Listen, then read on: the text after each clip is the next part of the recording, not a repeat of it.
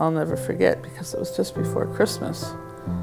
And I sat there and she told us the prognosis was about a year.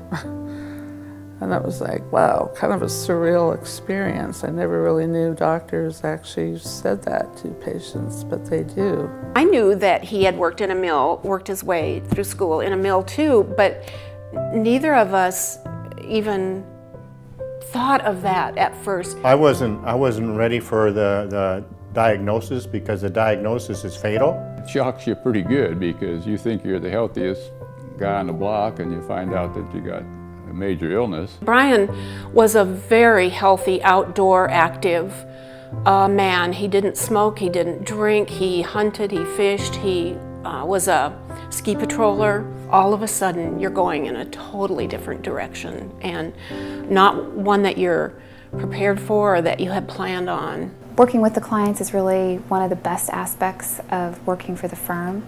We meet a lot of amazing people and are able to help them at a very stressful and difficult time in their lives. Where we're always kind of building on prior cases and what we know about various job sites, asbestos-containing products used at those job sites. How asbestos was used in Washington and Oregon, and what specific products were used than any other firm.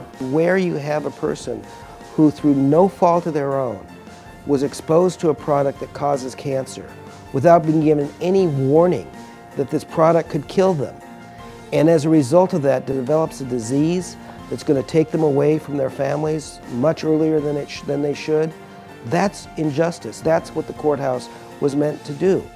On the one hand, it's almost an insult to come to you and say, look, a company is willing to give you X amount of dollars for your injury.